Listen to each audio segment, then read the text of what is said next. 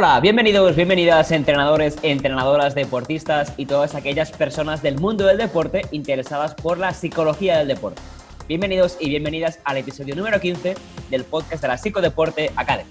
Hoy es lunes 30 de septiembre de 2019, yo soy Saúl Alcaraz y como siempre en el otro lado tenemos a Aritz Oragoy. Aritz, ¿qué tal? Buenas tardes. Hola Saúl, muy buenas tardes. El podcast donde hablaremos de psicología del deporte en sus amplias y diferentes vertientes, formación en psicología del deporte, estrategias psicológicas para aumentar el rendimiento y mejorar nuestro bienestar como deportistas y entrenadores y entrenadoras. Hoy venimos a hablar principalmente de la resolución del caso que planteamos la semana pasada. Si todavía no lo habéis hecho y queréis conocer todos los detalles de este primer caso, del caso del deportista que no rendía en las finales, os indicamos que podéis ir al episodio número 14 donde vais a conocer todos los detalles. Hoy vamos a enfocarnos en resolver este caso y en dar las pautas para que el deportista pues pueda empezar a trabajar sobre este rendimiento que a lo mejor no era el más adecuado cuando llegaban las fases finales, y también vamos a dar pautas para entrenadores o entrenadoras que tengan deportistas que se encuentren en esta situación. Antes, sin embargo, Aritz, podemos recordar primero también cómo nos pueden contactar a través de redes sociales nuestros oyentes, ya sea para plantearnos preguntas o incluso también, como dijimos la semana pasada, para que nos planteen un nuevo caso. Si tienen algún caso que quieran que resolvamos en nuestro podcast, estaremos encantadísimos de escucharlo. Por supuesto que estaremos encantados de poder ayudar a cualquiera que nos proponga cualquier caso concreto, y tanto de deportistas, porque en este caso, el caso que vamos a resolver hoy está centrado en el caso de un deportista, y también, por supuesto, estaremos abiertos a que cualquier entrenador o entrenadora nos pueda plantear cualquier situación o cualquier vivencia que esté viviendo, valga la redundancia, y podamos ayudarle de alguna forma a ofrecerle algunas pautas. Recordamos redes sociales, @psicodeportea, tanto en Twitter, Instagram como Facebook, que nos pueden contactar por ahí, o simplemente pueden hacer feedback, darle me gusta o compartir cualquier contenido que compartamos nosotros a través de esas redes sociales, y también pueden ver vídeos de temática relacionada con la psicología del deporte en YouTube, buscándonos en la barra de búsqueda como Psicodeporte Academy. Y además, si quieren hacernos llegar, o si prefieren el email, pueden escribirnos a info@psicodeporte.academy cualquier pregunta o cuestión, como decíamos, tanto de algún caso en concreto como cualquier otra pregunta relacionada con la temática de la psicología del deporte. Además, aprovechamos también para explicar y recordar que esta semana va a haber un nuevo videocurso en la academia. Va a ser el videocurso del liderazgo y comunicación. En este caso, siempre os decimos que suelen ser videocursos tanto para deportistas como para entrenadores y entrenadoras. En este caso, el videocurso del liderazgo y comunicación está específicamente dirigido a los entrenadores y a las entrenadoras. Por lo tanto, esta semana, videocurso de liderazgo y comunicación dirigido a entrenadores y entrenadoras para ayudarles en su día a día y hablar de cuestiones tanto del liderazgo del entrenador y de la entrenadora, y es la influencia que puede llegar a tener a través del liderazgo también, tanto en el rendimiento y en el bienestar de sus deportistas. Y también podemos hablar de la comunicación, la importancia de la comunicación, porque será un ingrediente fundamental en el estilo de liderazgo del entrenador y de entrenadora, y daremos pautas también para trabajar tanto el estilo de liderazgo como el estilo de comunicación por parte del entrenador y entrenadora. Además, recordamos que estará a partir del miércoles, de este miércoles de esta semana, estará ya disponible el curso en la academia, en la sección de mi cuenta, de todos nuestros y nuestras suscriptores y suscriptoras, y podrán acceder al videocurso dentro de la academia. De hecho, podemos avanzar también que, a lo mejor algunos ya os habéis dado cuenta, pero hemos añadido en algunos cursos concretos la opción de poderlo comprar o poderlo hacerse con el curso de forma individual. Y es el caso del curso de preparación psicológica general, el curso de preparación psicológica en la pretemporada y el de emociones y gestión emocional nivel introductorio. En estos tres cursos hemos dado la opción de haceros con ellos de forma individual, y haremos también lo mismo con este videocurso de liderazgo y comunicación, al precio, yo diría, muy competitivo, por decirlo suave, de 8 euros, con lo cual, pues a partir del miércoles, para todos y aquellos y aquellas que estén en ese punto de suscribirse o no a la academia y a lo mejor pues quieren ver un videocurso entero y este les puede ser de interés, pues que sepan también que en los próximos días va a estar disponible el videocurso entero por 8 euros, al igual que, como decía, hay otras opciones que pueden también consultar en el apartado de tienda dentro de la página web. Ahora sí, Aritz, entremos en el caso propiamente. Podemos, si quieres, primero recordar los aspectos principales que ya medio explicamos la semana, medio explicamos, no, explicamos en profundidad, mejor dicho, la semana pasada, pero podemos medio explicarlos en el episodio de hoy mejor. El caso del deportista que no rendía en las finales. Vamos a hacer un resumen, un breve recordatorio del caso en concreto del que vamos a hablar y que vamos a tratar de resolver.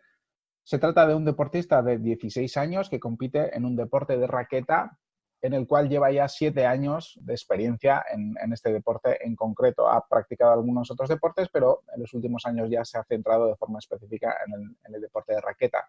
Tiene un nivel deportivo, podríamos decir, medio alto, juega 7-8 torneos principales por temporada y muchos otros torneos y competiciones aparte de estos torneos principales. Compite tanto a nivel individual como en parejas y podemos decir que suele llegar habitualmente a las fases finales de los torneos que suele jugar, tanto a nivel individual como a nivel de pareja. Y generalmente además disputa las finales con cierta asiduidad. De alguna forma, la razón por la que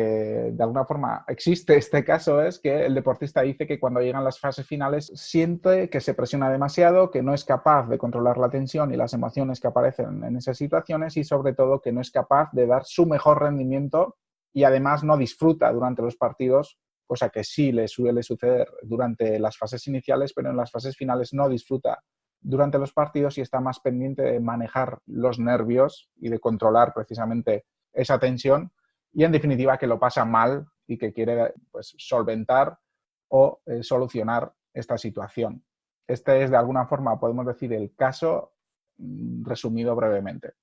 O sea, ahora donde vamos a enfocarnos principalmente en el episodio es en cómo se puede resolver este caso. Es decir, qué tipo de pautas o de estrategias le podríamos recomendar a este deportista para que afronte esta situación que no está consiguiendo ese rendimiento que esperaba en aquellos momentos. Y yo he dicho rendimiento, pero de hecho no es únicamente rendimiento, ¿no? Siempre hablamos de rendimiento y bienestar, pues en este caso lo mismo. ¿Cómo podríamos revertir o modificar esta situación para que el deportista se sintiera bien en los partidos y además consiguiera el rendimiento que desearía tener? Antes de ofrecer las recomendaciones y las pautas concretas de las que vamos a hablar, yo creo que es importante también reseñar que son pautas generales las que vamos a ofrecer, que sobre todo van dirigidas a ayudar al deportista y en este caso son recomendaciones que queremos que pueda aplicar el propio deportista. Es decir, en este caso no se trata del trabajo con un psicólogo o una psicóloga del deporte de forma específica, que podría ser también otra de las opciones. Se trata de recomendaciones generales que ofrecemos nosotros para que cualquier deportista que nos esté escuchando y que esté viviendo este tipo de situaciones pueda de alguna forma autoaplicarse y tener en cuenta. Yo creo que antes de empezar con las recomendaciones concretas, consideraba importante dejar claro este punto. En general, lo que podemos observar, y es lo que se suele dar en muchas ocasiones, es que existe una diferencia entre estando en el mismo torneo, podríamos decir, estos torneos importantes, el deportista nos resalta que existe una diferencia entre las fases iniciales y las fases finales. Por lo tanto, en este caso podemos intuir que existe algo que cambia en el deportista. Y por lo tanto considero que lo primero que deberá hacer el deportista es precisamente tomar conciencia de estas características psicológicas y de este cambio psicológico que se da entre estas fases iniciales y estas fases finales. Cuando acabo de resumir el caso, el deportista comenta que cuando llega a las fases finales siento que me presiono demasiado, que no soy capaz de controlar la tensión. Es decir, ahí se da un cambio donde podemos hablar de que pueden aparecer pensamientos y emociones concretas durante estas fases finales y lo primero que tendrá que hacer el deportista será analizar y evaluar de forma personal, ¿qué es lo que cambia? Es decir, ¿qué tipo de pensamientos aparecen en las fases iniciales o directamente no aparecen esos pensamientos que sí aparecen, sin embargo, en esas fases finales? Por lo tanto, se trata de identificar estos pensamientos que se dan en las fases iniciales y después en las fases finales para poder cambiar estos pensamientos que no ayudan y que perjudican al deportista cuando llegan las finales. En general, el deportista no identifica pensamientos negativos y comenta que está lleno de confianza y tiene la seguridad de que va a ganar en las fases iniciales. En estas fases iniciales, además, comenta que suele empezar ganando y no tengo mayores problemas para mantenerme por delante en el marcador. Por lo tanto, esta información ya nos da las pautas que siguen estas fases iniciales. Es decir, generalmente podemos decir que con su talento deportivo natural, de alguna forma le da para poder ganar a sus rivales y superar estas fases iniciales. La dificultad, podríamos decir, que empieza cuando aparece en las fases finales deportistas que tienen un mayor nivel deportivo y le ponen las cosas más difíciles a este deportista. Porque dice que en las fases finales aparecen nervios y me cuesta controlarlos. Empiezan a aparecer pensamientos relacionados con el marcador, empiezo a tener prisa por ganar puntos, acelero mi juego y todo esto me lleva a perder la concentración. Por lo tanto, en este caso ya podemos definir que existen pensamientos relacionados con el marcador, que podemos decir que son pensamientos muy típicos que se suelen dar en este tipo de casos parecidos, en los casos parecidos a este, en el que en una fase inicial el deportista no tiene mayores dificultades de ir superando las diferentes rondas, pero sin embargo, cuando ya empieza a tener rivales de mayor entidad, de mayor talento y de mayor capacidad deportiva, empiezan a aparecer las dificultades porque empieza ya a pensar más en el marcador, cosa que anteriormente no hacía. Por lo tanto, en este caso tenemos que tener en cuenta que en el análisis que hacemos ya aparece el marcador como un acontecimiento, podríamos decir, activador, es decir, que cambia ya la evaluación de la situación. En la situación inicial, el deportista hace de alguna forma, de forma natural, va ganando los partidos, pero en esta ocasión ya las dificultades y el ir por detrás en el marcador, podemos decir que hace de acontecimiento activador que de alguna forma influye también en las creencias del propio deportista y empieza a, de alguna forma, lo que solemos llamar en muchas ocasiones la lavadora empieza a ponerse en marcha, es decir, la cabeza empieza a ponerse en marcha y empiezan los pensamientos negativos. Por lo tanto, lo primero que debemos intentar cambiar serán estos pensamientos negativos. Y además, el deportista también reseña que casi en general cuando hablamos de rutinas en un deporte como el tenis es importante, dado que se dan diferentes pausas durante el juego y diferentes situaciones muy controladas como pueden ser el servicio, el resto, etcétera, es importante también tener una serie de rutinas ya marcadas y pautadas que nos ayuden de alguna forma a controlar las diferentes situaciones. Y en este caso, cuando el deportista comenta sobre las rutinas, dice que hace casi siempre los mismos movimientos antes de sacar, pero que cuando empieza a ponerse las cosas difíciles en el partido y cuando se empieza a poner nervioso, la ansiedad aparece y en algunas ocasiones le hace olvidarse de estas rutinas, de llevar adelante estas rutinas. Por lo tanto, en este caso también podemos observar cómo el empezar a fijarse en el marcador, las dificultades que empiezan a aparecer en el partido, hace que incluso se olvide de llevar adelante estas rutinas. Genial, entonces, Aritz, principalmente sería ver este contraste entre primeras fases y fases finales, este papel del marcador que gana importancia a medida que los partidos se vuelven más complejos, más complicados, y también tener en cuenta estas rutinas que a lo mejor se ven alteradas porque hay una activación más alta, porque hay una ansiedad o porque también las condiciones del partido, que son más exigentes, pues hacen que estas rutinas que a lo mejor no están del todo establecidas se puedan ver alteradas. Una vez hemos tomado conciencia de todo esto, que obviamente pues requeriría que el deportista analizara, pensara, reflexionara y registrara todos estos elementos de autohabla, pensamientos y emociones, y sobre todo este contraste que indicabas muy bien entre primera fase y fases finales, ¿cuál sería el siguiente paso que podríamos recomendar? Las siguientes pautas que podría llevar a cabo. En definitiva, el objetivo de las pautas que debería llevar a cabo el deportista tienen que centrarse en centrar precisamente la atención en su propio rendimiento, en su propio proceso tanto de entrenamiento como de competición y sobre todo centrarse mucho en su propia conducta. Para ello, proponemos en primer lugar que el deportista establezca objetivos de rendimiento y de proceso, porque seguramente, viendo la importancia que le da al marcador, el deportista le da mucha importancia al resultado y por lo tanto seguramente se marcará objetivos de resultado de cara a ganar el torneo, ganar el partido, y se centra mucho su atención precisamente en esos objetivos de resultado. Lo que nosotros proponemos en la intervención sería establecer objetivos de rendimiento y objetivos en concreto de proceso, porque debe centrar su atención precisamente en lo que tiene que hacer más que en el marcador final, que es lo que le provoca ansiedad, le provoca nervios y le provoca de alguna forma perder la concentración. Además, precisamente esos pensamientos dirigidos al marcador también será importante que el deportista los trabaje construyendo y consolidando autoafirmaciones y autoinstrucciones que le van a ayudar luego durante los partidos. Es decir,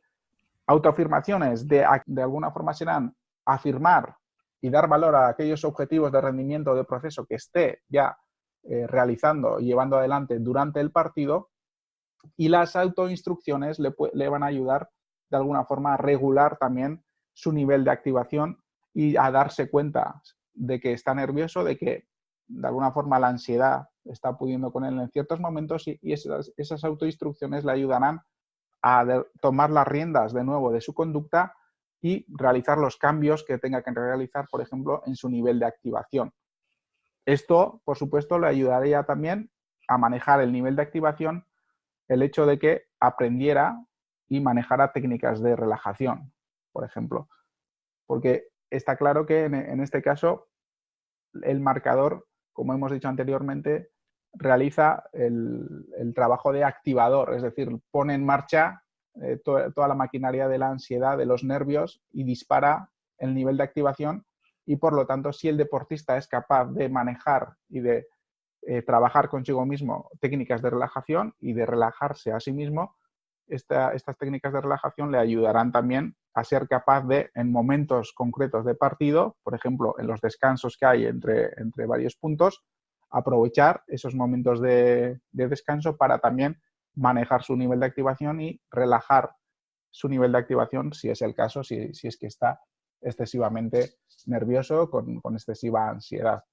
Y por último, también será importante que de alguna forma tenga las rutinas consolidadas y las rutinas que tiene que realizar durante los partidos bien automatizadas, porque decía durante la exposición del caso, decía que en general hace casi siempre lo mismo, tanto al servir como al restar, pero cuando el marcador hace mella y cuando aparecen los nervios y la ansiedad, deja de hacerlo. Por lo tanto, esto es un indicativo de que el deportista no tiene realmente bien consolidada esa rutina de resto y esa rutina de saque. Por lo tanto, será importante que trabaje tanto el servicio, el saque, como el resto, las rutinas del servicio y las rutinas del resto, simulándolo durante los entrenamientos. Como siempre decimos, es importante que cuando queramos trabajar aspectos psicológicos y la preparación psicológica, debemos empezar por los entrenamientos, y en este caso también será importante que las rutinas de servicio o de saque y las rutinas de resto sean trabajadas en primer lugar durante los entrenamientos, y de esta forma ir consolidándola, automatizándola, con el objetivo de que ya en el partido, en esa situación de presión y de mayor tensión y de mayor ansiedad, nos pueda salir, o en este caso le pueda salir esa rutina de forma natural, de forma automatizada, sin tener que pensar. Y un poquito estas serían las pautas que ofreceríamos para intentar ayudar a este deportista, y siempre teniendo en cuenta que son pautas con el objetivo de que el deportista se las pueda autoaplicar sin la ayuda, en este caso, del psicólogo deportivo. Perfecto, Aritz. ¿Te parece un pequeño resumen de todo para con poco consolidar las ideas para nuestros oyentes? Porque creo que ha estado tanta información que a lo mejor uno se puede incluso perder un poco en esto, Sí. pero como para así de definirlo claramente, establecer objetivos, rendimiento y también de proceso muy importantes, el trabajo a nivel de pensamientos, el manejo del nivel de activación y el aprendizaje y puesta en práctica de técnicas de relajación con este propósito, y finalmente, la última que has dado, el hecho de trabajar en las rutinas que luego nos puedan servir para tener esa percepción de control en la competición. Y muy importante, siempre primero en entrenamientos para después todo esto pasarlo a la competición. Creo que han sido pautas muy claras, muy bien explicadas y que van a ser de muchísima ayuda para nuestros oyentes que se encuentren en una situación, si no como esta, como mínimo parecida. Como decíamos en la presentación del caso la semana pasada, es un deporte de raqueta, el que hemos dado como ejemplo, pero obviamente es extrapolable lo que hemos explicado, no sé si todo, pero parte de ello, desde luego, a deportes de equipo, por ejemplo. Porque a lo mejor no pasan en partidos distintos, pero pasan en distintas fases del partido, ¿no? Que a lo mejor las primeras partes o los primeros cuartos, si es baloncesto, van de una forma, pero luego se acerca al final del partido y si va ajustado pueden aparecer situaciones parecidas a las que les pasabas en nuestro deportista, ¿no? Para terminar un poco con este caso, podemos dar también algunas pautas para entrenadores y entrenadoras, también 3 ideas también de forma general, para, bueno, si yo tengo un deportista o una deportista que estoy percibiendo o sintiendo que tiene una situación de este tipo, que me rinde muy bien en las primeras fases de la competición y luego pues en deportes de equipo desaparece, ¿no? Que se dice que el deportista no está, que ya era muy visible en la primera parte, pero luego ya pierde la confianza, desaparece del partido, o en deportes de raqueta, pues que las fases finales, como en nuestro ejemplo, no les va tan bien. ¿Qué se podría hacer? Bueno, pues podemos dar 3 pautas. La primera de ellas, la importancia de acompañar al deportista en todo este proceso, que Aritz ha explicado brillantemente, es decir, estar al lado para construir los objetivos, sobre todo de proceso, estar al lado también para esta consolidación de las rutinas de servicio o el trabajo entre puntos,